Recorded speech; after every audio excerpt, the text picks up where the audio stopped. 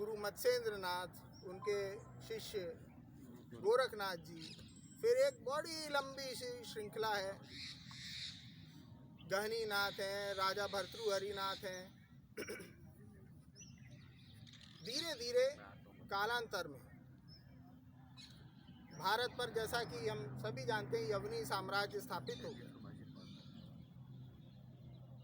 तब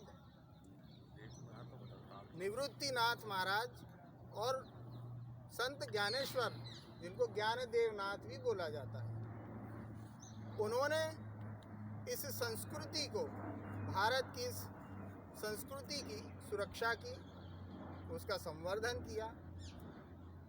वो क्यों किया? क्योंकि ऐसा एक दार्शनिक उसका तथ्य यह है कि यदि हम कहीं पर अपना साम्राज्य बिठाना चाहते हैं या किसी को गुलाम करना चाहते हैं, तो वहाँ जाकर केवल उसके संस्कृति को तोड़ने की आवश्यकता होती है। यदि हम उसमें सफल हो जाते हैं तो वह हमारा गुलाम हो जाता है। यही कारण रहा कि हमारे संत समाज ने इस बात की महत्वता को समझा, इसकी महत्ता समझी और उस संस्कृति को सहेज के रखा जो हमारी पुरातन संस्कृति है, सनातन संस्कृति जिसको हम कहते हैं, जो वैदिक काल से चली आ रही थी। संत ज्ञानेश्वर महाराज के ही आगे जो श्रृंखला शुरू हुई, उसमें अभी हमारे साथ बीच में उपस्थित थे संत श्री सच्चिदानंद जी ढोलीबुआ महाराज, वो भी उसी परंपरा से आते हैं। अभी हमारे बीच में उपस्थित हैं श्री अण्णा महाराज जी के वंशज और गादीधारी, तो वो भी उसी परंपरा से आते हैं। और मेरा बड़ा सौभाग्य है कि मतलब इनका सानिध्य मुझे आज से नहीं, बहुत पुराने वर्षों, अनेक बचपन से मतलब मुझे मिलता आ रहा है। तो आज मैं बात कर रहा हूं कि किस प्रकार से शिंदेशाही और नाथ परंपरा, तो यहाँ पर ये बताना उचित होगा कि जो संत श्री नरहरिनाथ महाराज थे, महाराष्ट्र के बहुत बड़े संत हुए।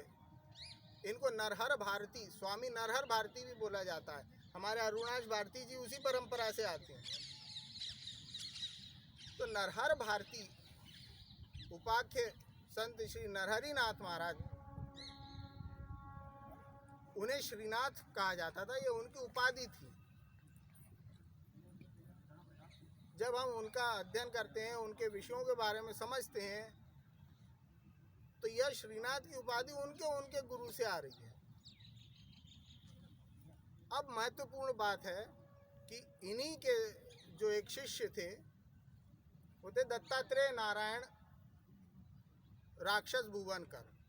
राक्षस भुवन एक जगह का नाम है जो महाराष्ट्र में पैठण के पास में, और ये पैठण के रहने वाले थे नरहरिनाथ महाराज। वहीं अण्णा महाराज भी थे, उनको श्री अण्णा देव बोला जाता था। पैठणकर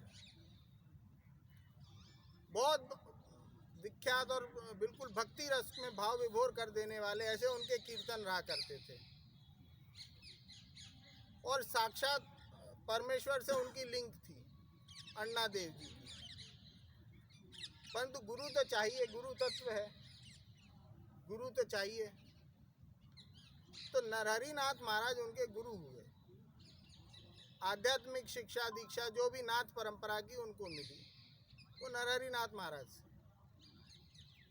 ऐसे ही जो मैं बता रहा था, दत्तात्रेय नारायण अर्थात स्वामी दत्तनाथ जी। दत्तनाथ महाराज ये श्रीनाथ महाराज जी शिंदे महाराज के सहयोगी थे। अब मैं आपको ले चलता हूँ सन 1763 की उस घटना के ऊपर थोड़ा सा प्रकाश डालूंगा। उस काल में ले जाने की चेष्टा करता हूँ। उज्जैन में श्री महाकालेश्वर मंदिर के पास में जो महाराजवाड़ा है, वो महाजी महाराज का निवास स्थान हुआ करता है। सन 1763 के सितंबर माह की 16 तारीख को महाराष्ट्र से चल के नर्मदा नदी पार करके एक ऋषियों